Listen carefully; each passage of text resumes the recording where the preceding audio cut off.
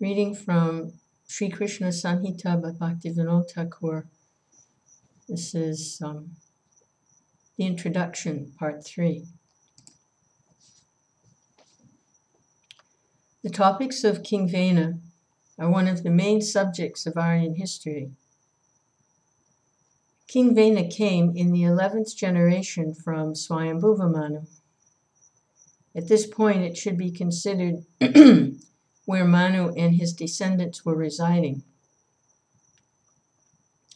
In some places of the scriptures, it is stated that Manu resided in Brahmavarta.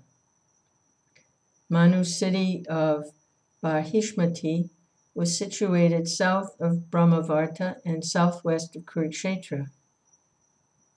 The boundary of Brahmarshi Desha was not established at that time.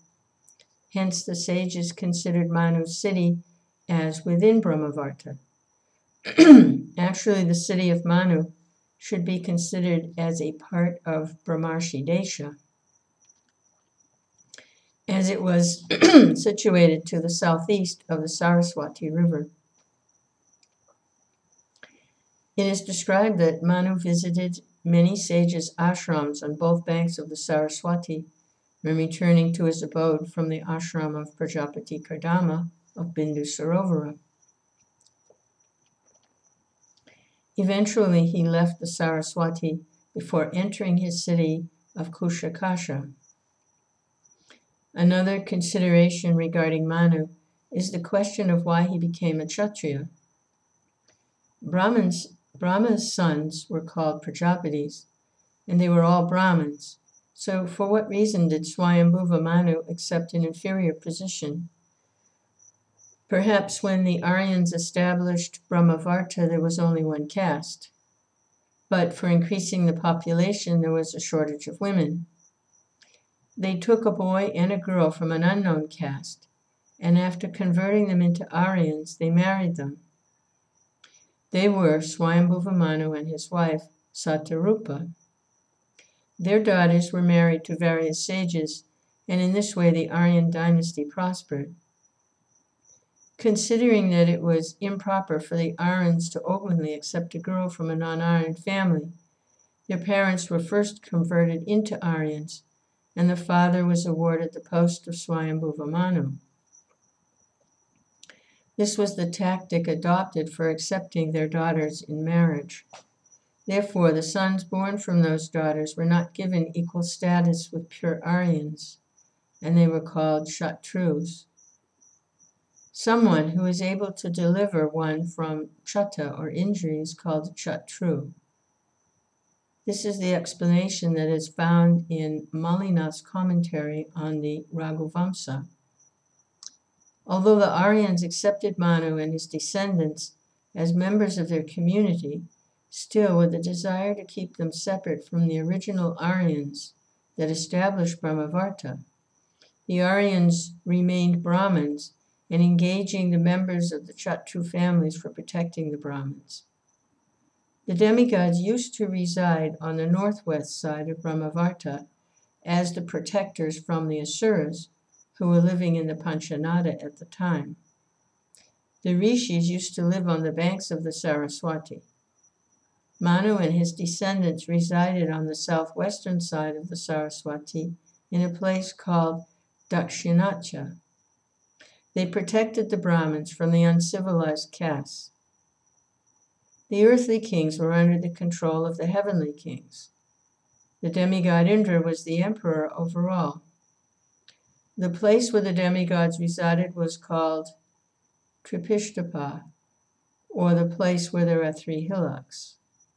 On the northern side of the peak of those hillocks is the palace of Indra. That palace is protected on each of its 8 sides by Dikpalas. I will not explain the modern opinion on this out of fear of increasing the size of this book, but I cannot refrain from mentioning one more thing in this regard.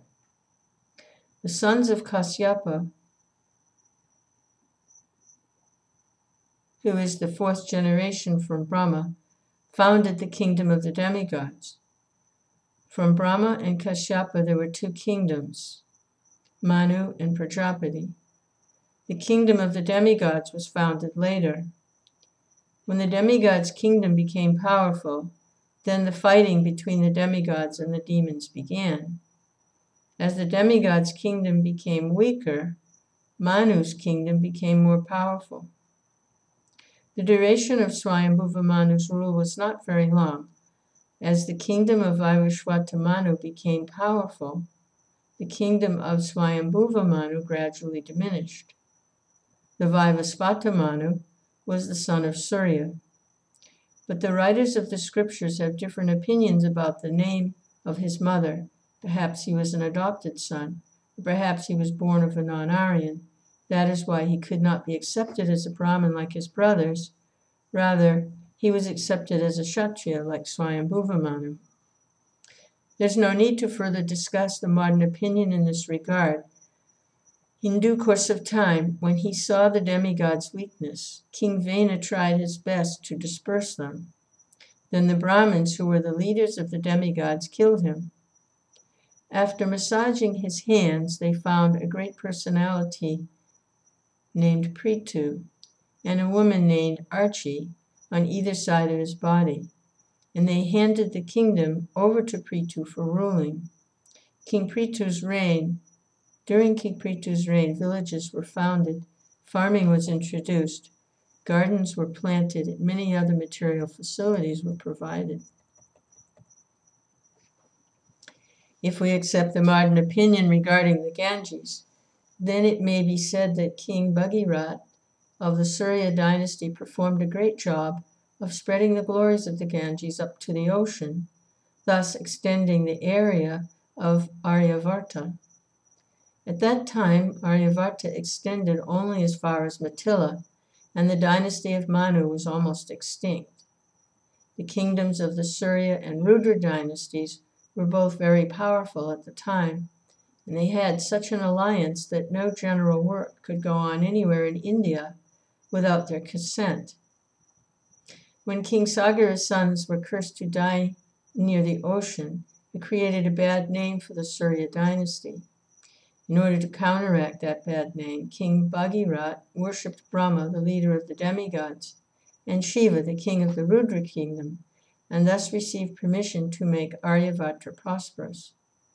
Bhagirath then connected the Ganges with the ocean. In the beginning, the Saraswati was the only sacred river. Gradually, when the areas around the Yamuna were populated by the Aryans, the glories of the Yamuna also spread. Then, during the time of Bhagirath, the Ganges became celebrated as the topmost of all sacred rivers. Sometime after this incident, there was a great quarrel between the Brahmins and the Kshatriyas. During this time, the Aryans and the Kshatriyas saw that the demigod kingdom had become very weak, and they began to neglect them. They even killed many of the prominent rishis. When the Brahmins were unable to tolerate these incidents, they appointed Parashuram as their commander-in-chief and began to retaliate.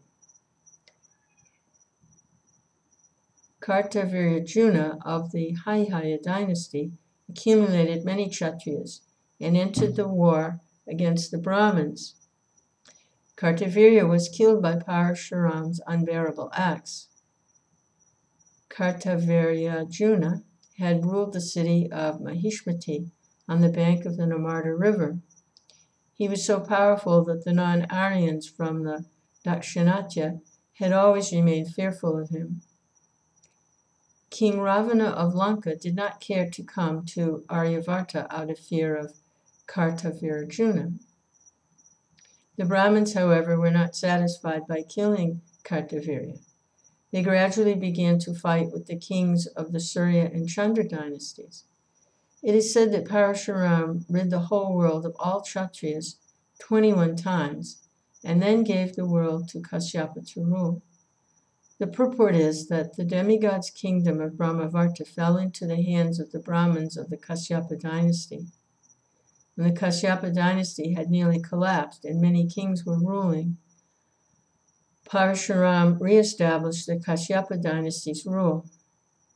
Learned scholars of that time, however, considered that the Brahmins were no longer capable of ruling the kingdom, so the Kshatriyas should rule.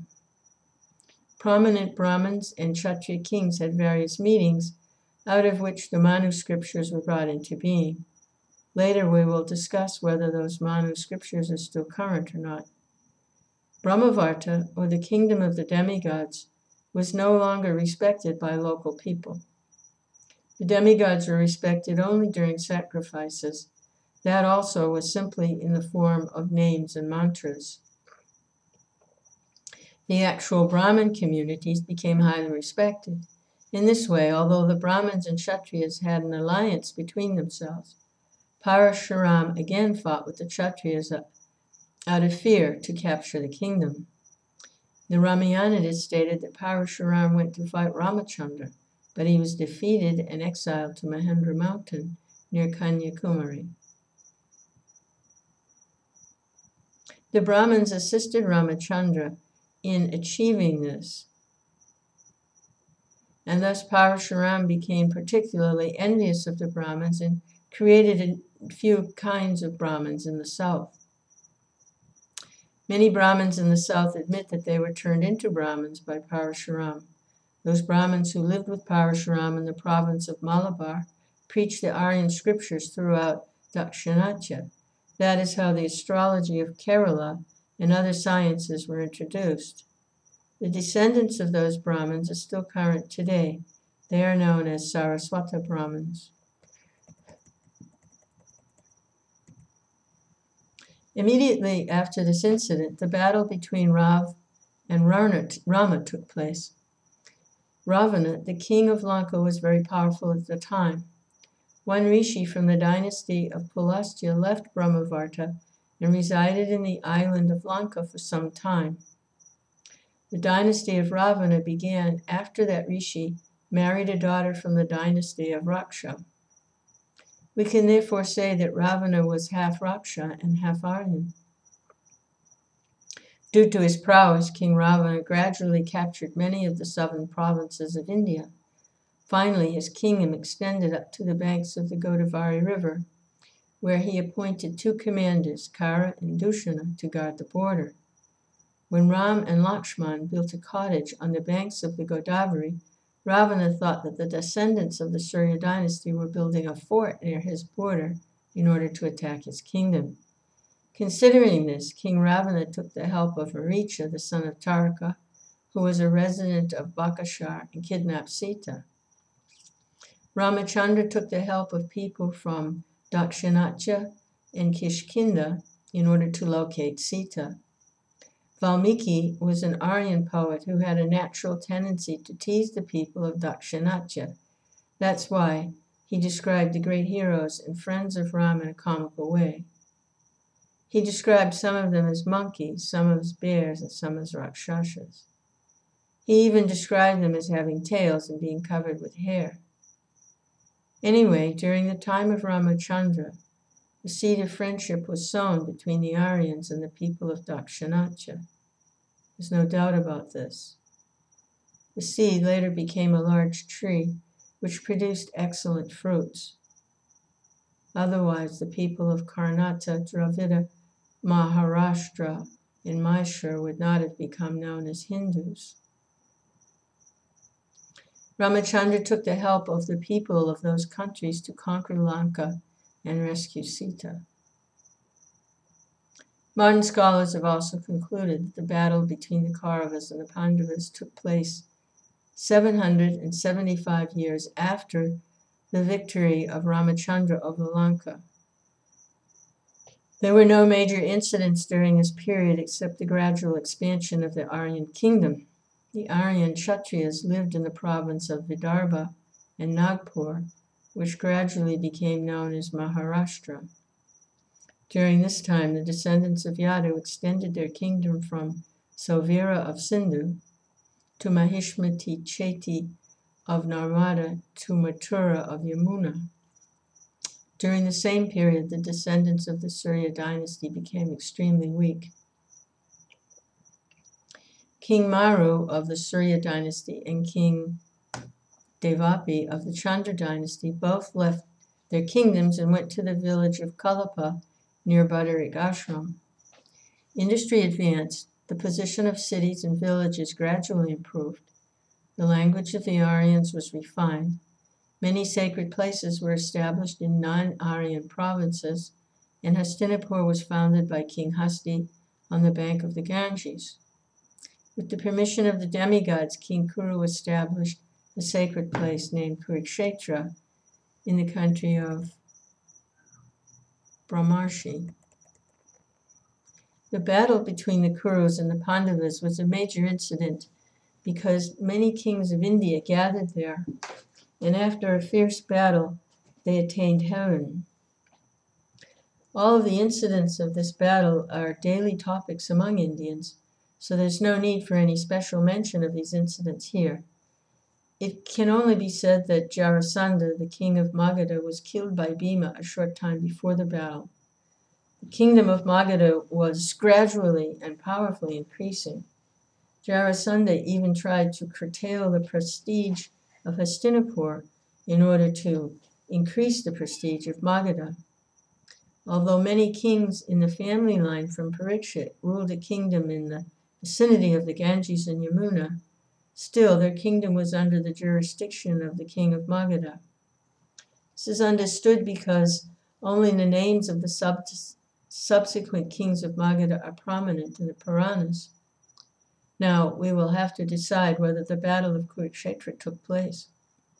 We'll have to decide when the battle of Kurukshetra took place. Maharaj Parikshit was born just after the battle. From the birth of Parikshit up to the coronation of Nandavardhana, the fifth of the Pradyotana kings, was 1,115 years. Cunningham Sahib and others say that the word Nandavishek in the previous footnote verse from the Srimad Bhagavatam refers to the first of the 9 Nandas. But although the respected Sridhar Swami also accepts this, he says the number is irrelevant. Therefore, we fearlessly accept this Nanda as Nandivardhana.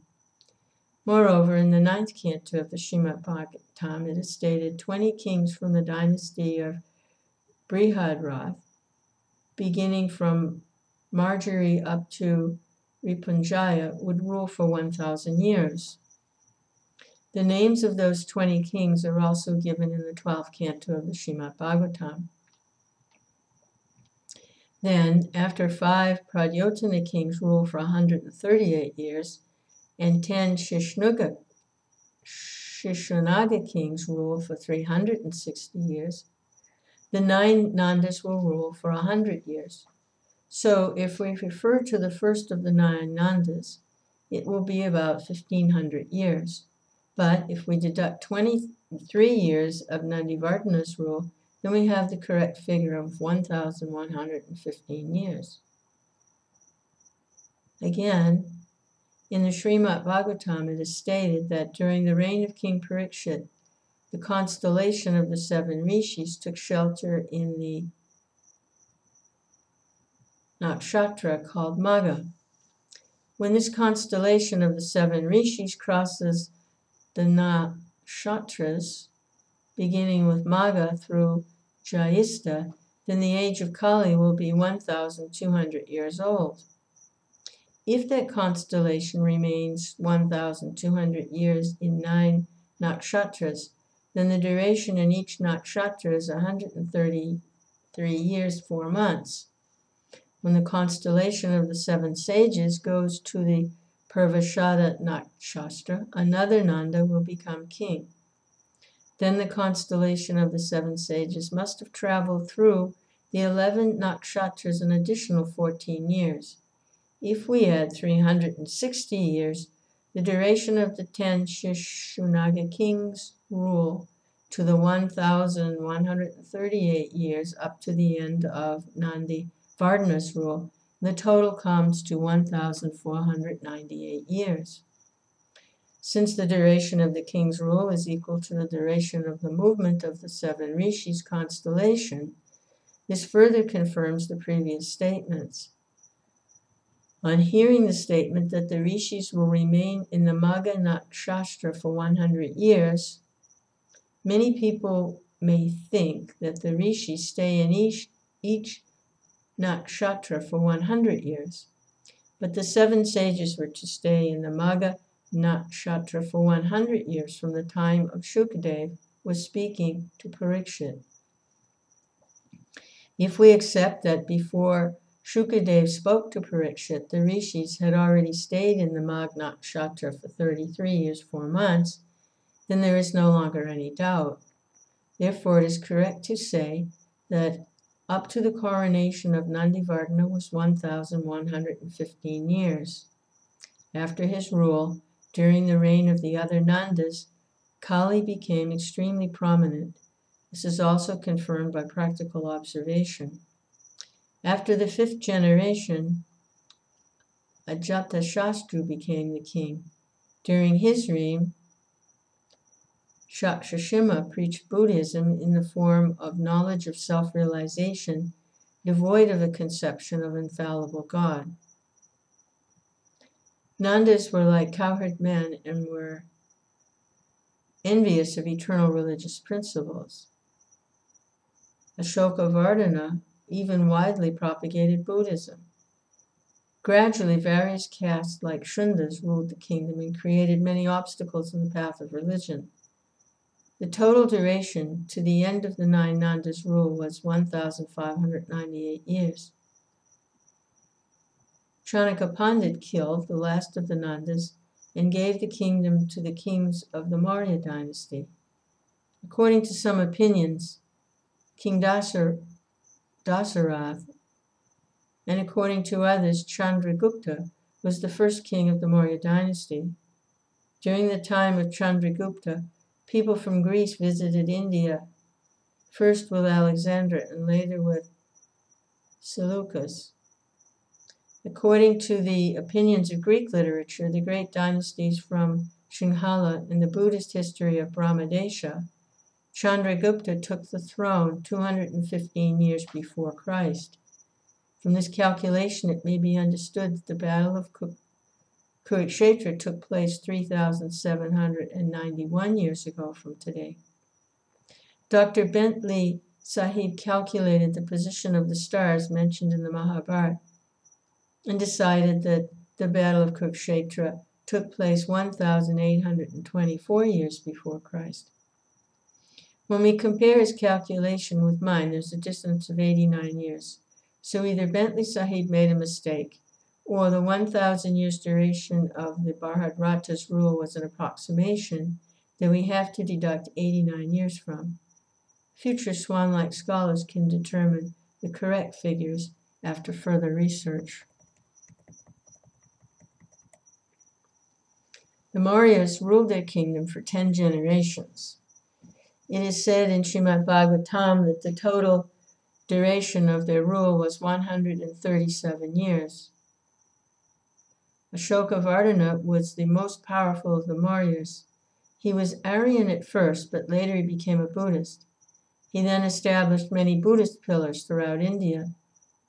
During his reign, 8 Yavana kings such as Diodotos, Demetrios, Eucratides captured a portion of India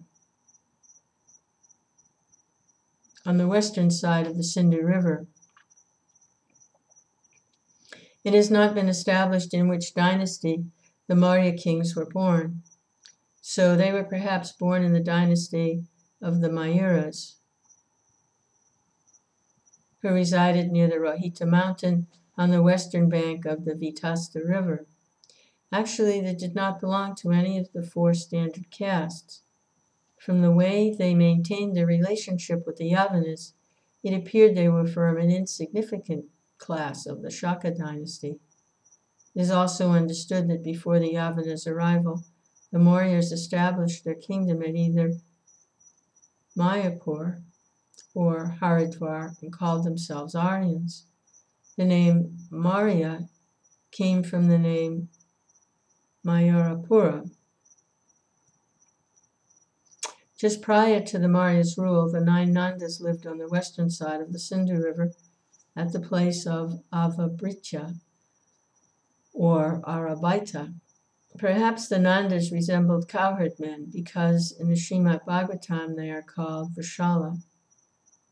Also, the 7 subordinate kings were described as Abhirars or cowherds.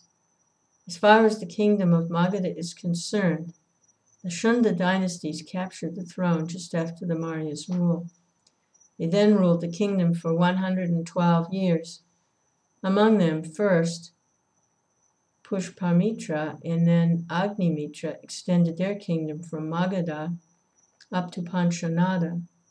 In order to tactfully make friendship with the Aryans, they then started harassing the Buddhists in the city of Shakala.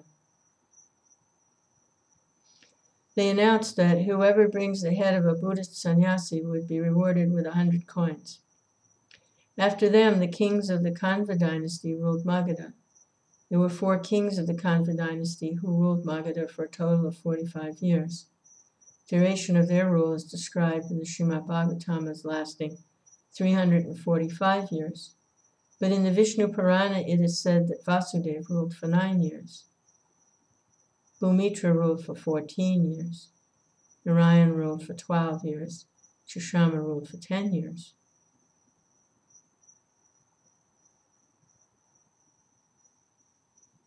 From this, it appears that the statement in the Srimad Bhagavatam may be incorrect.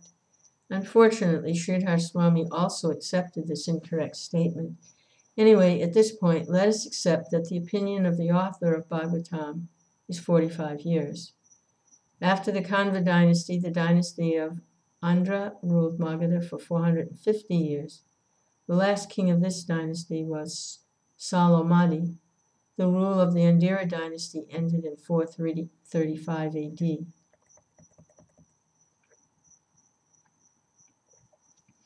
Among these non-Aryan kings, no one could be accepted as the emperor.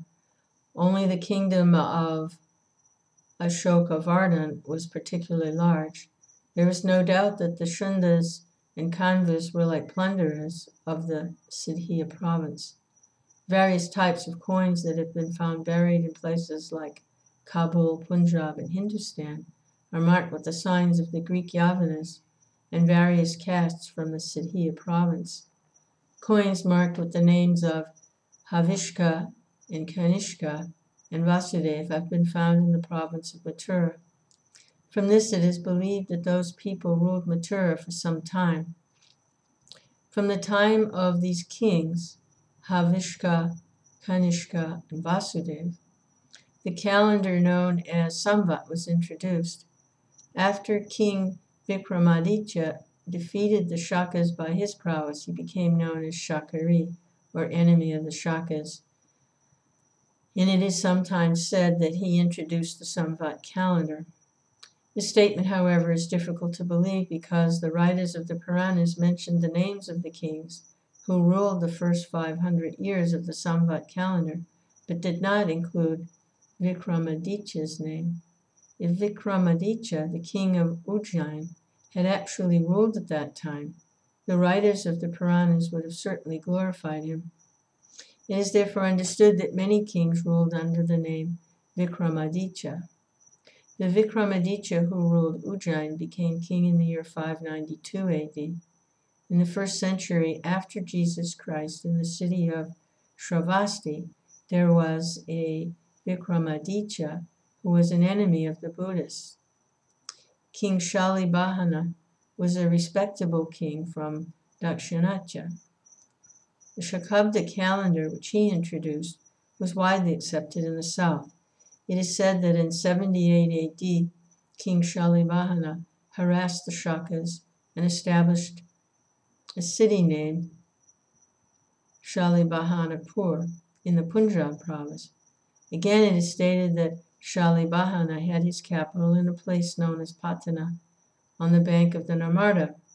Therefore, the actual life history of these two kings, Shalibhahana and Vikramaditya, is still unclear.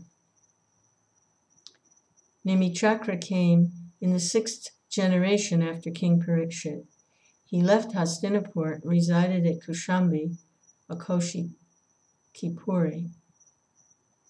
The Pandu dynasty continued up to King Kshamaka, who comes in the 22nd generation from Nimichakra.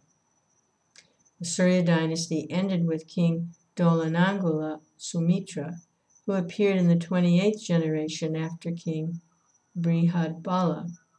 Therefore, after the reign of Nandivardhana, both the Chandra and Surya dynasties ended.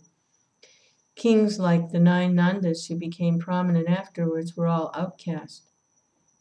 The king of the Tailanga province of Andhra thereafter conquered and ruled Magadha. It seems that they were from the Chola dynasty because when the kings of Andhra ruled Magadha, the Chola kings were ruling the city of Varangala in Andhra. It is very difficult to confirm whether or not the Chola kings were Aryans, but due to their behavior and absence of any relationship with Surya and Chandra dynasties, it is assumed that they were outcasts. The Chola kings were originally from the city of Chantinagara of the Dravida province. They gradually expanded their kingdom up to the banks of the Ganges. When Parashuram lived in the south, he established new Brahmin and Kshatriya communities, including the Cholas. Anyway, the kings of the Andhra dynasty are mentioned in the Puranas. In the 772 years from 435 AD up to 1206 AD, when the Mohammedan rule began, no emperor ruled the whole of India. During this time, many small kings ruled different provinces of India. Many Aryan and mixed caste people became very powerful in Kanyakubja, Kashmir, Gujarat, Kalinjara, and Gauda. The Rajputs of Kanyakubja and Palas studied many sciences. Harshavardhana and Vishaladev were also equally strong. I am not writing the history of those dynasties, as this book would then become too voluminous, so I stop here. In brief, the Rajput kings who eventually succeeded the kings of the Surya and China dynasties were more or less modern. The writers of the Puranas did not glorify them very much.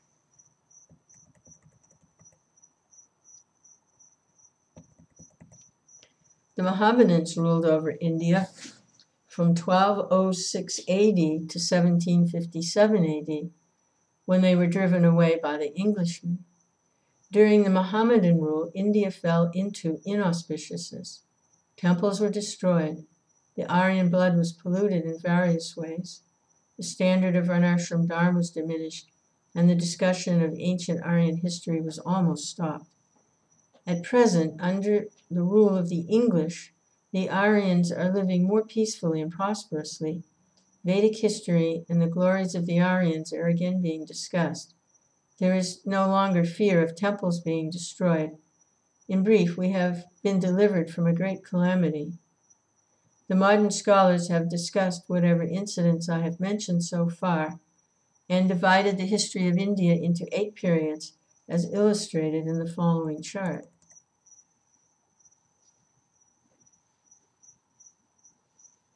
I have given only a hint about the rule of India according to modern calculation. Now I present the modern opinion regarding the scriptures written by the Aryans. During the rule of the Prajapatis, there were no scriptures written. There were only a few pleasing words. In the beginning, there was only pranava. Written scripture was not yet introduced. There was only one syllable with anuvara added to it. Om. When the Manu's rule began, other syllables such as tat, sat appeared. During the rule of the demigods, ancient mantras were composed by joining small words together. The performance of sacrifice began at this time. Gradually, ancient poetic meters like Gayatri appeared. Chakshusha Manu appeared in the 8th generation from Swayambhuva Manu. It is said that Lord Matsya appeared during his reign and delivered the Vedas. Perhaps during this time, many poetic meters and verses of the Vedas were composed, but all these were only in sound vibration, not written. They were passed on by hearing. After the Veda had remained in this unwritten state for a long time, and the number of verses gradually increased, it became difficult to grasp. At that time, the sages, headed by Katyayana and Ashvalyayana, made memorizing the sutras of the one Veda easier by composing them after careful consideration. Still, many other mantras were composed after this. When the one Veda became greatly expanded, then Vyasadeva, after duly considering the subjects, divided the Vedas into 4 and wrote them in book form. This took place a few years before King Yudhishthir's reign. Then Vyasadeva's disciples divided those words among themselves.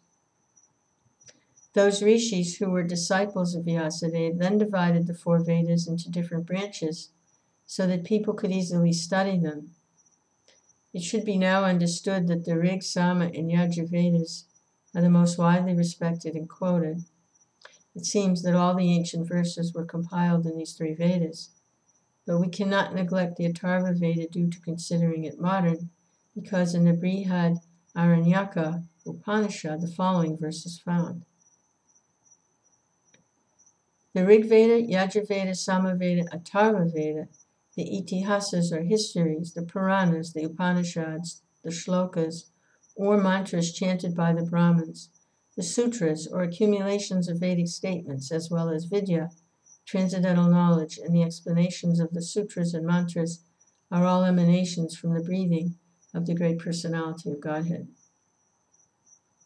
The Brihad Aranyaka cannot be considered modern because it was composed before the writings of Vyasadeva.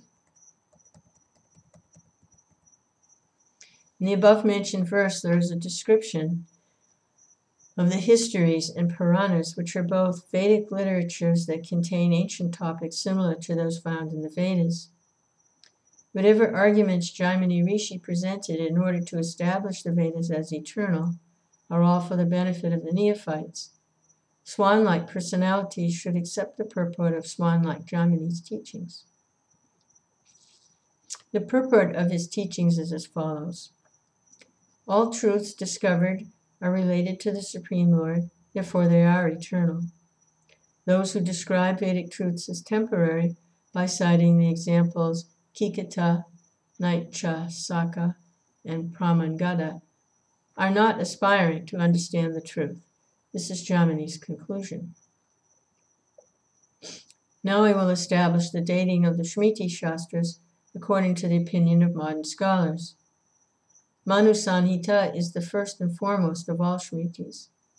There is no evidence that the Manu Samhita was written during the time of Manu. When Manu became a prominent ruler, the Prajapatis had him established and live in a city named Barhishmati, just outside Brahmavarta, so that his sons would remain a separate class. From that time on, the Prajapatis called themselves Brahmins and accepted the Manu as Kshatriyas. In this way, castes other than Brahmins were introduced.